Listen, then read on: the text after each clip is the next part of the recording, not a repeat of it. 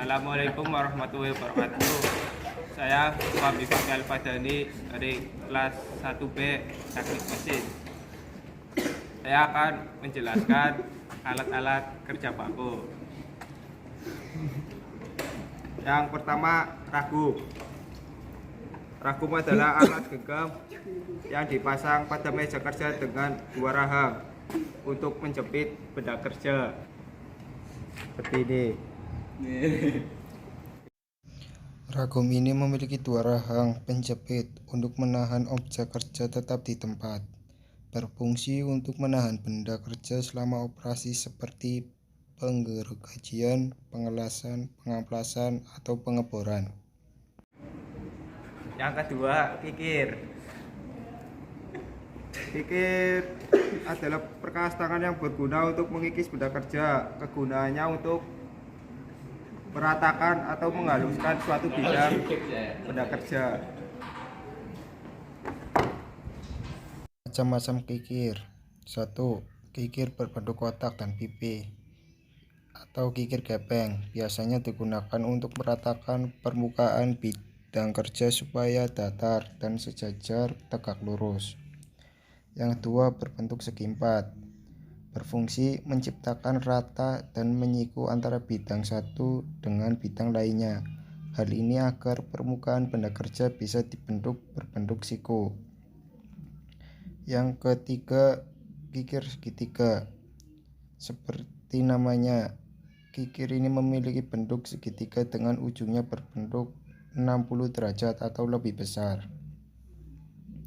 Yang keempat, kikir pisau, yaitu jenis kikir yang sekilas mirip dengan pisau. Salah satu sisi kikir pisau memiliki ketebalan yang pipih, sedangkan pada sisi lainnya lebih sedikit tebal. Kikir ini berfungsi untuk menghaluskan sebuah sudut 60 derajat atau yang lebih kecil di bawahnya. Yang ketiga, gergaji. Gergaji adalah perkakas berupa besi tipis bergigi tajam yang digunakan untuk memotong besi atau kayu.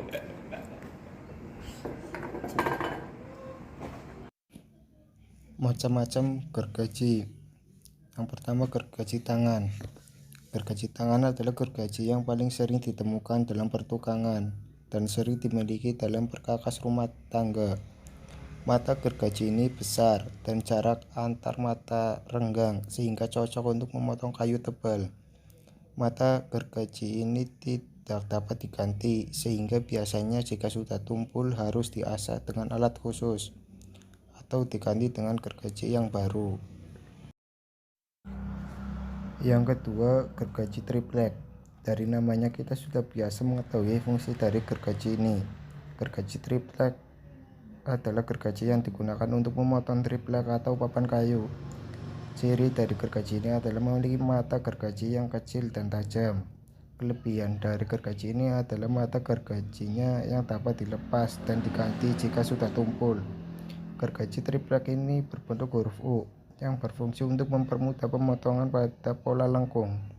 Kelebihan lain dari gergaji ini adalah hasil pemotongan yang rapih dan triplek tidak sobek saat proses penggergajian. Yang ketiga, gergaji besi. Gergaji ini digunakan untuk memotong benda berbahan logam seperti besi. Disebut gergaji besi karena biasanya benda berbahan logam disebut besi. Selain logam, gergaji ini juga digunakan untuk memotong bahan lain seperti PVC dan juga kayu. Gergaji ini memiliki mata gergaji yang halus dan rapat seperti gergaji triplek. Mata gergaji ini juga bisa dilepas dan diganti apabila sudah tumpul.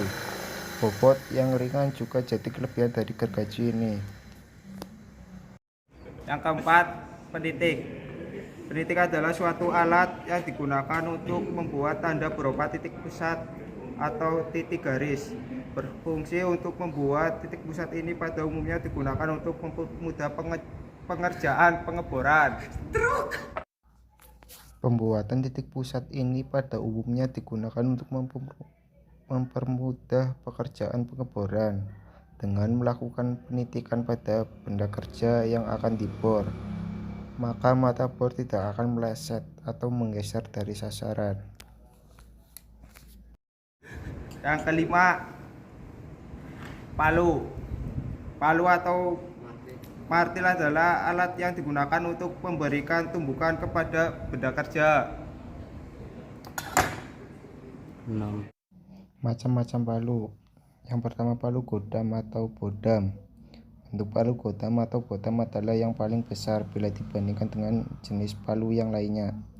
Beratnya bisa mencapai 6 kilo dengan tangkai yang cukup panjang hingga mencapai 1 meter. Palu godam banyak dipakai pada pekerjaan tambang, pekerjaan bangunan untuk menghancurkan batu atau beton, dan juga dipakai pada pekerjaan pandai besi untuk menempa. Kedua, palu konde atau bulat.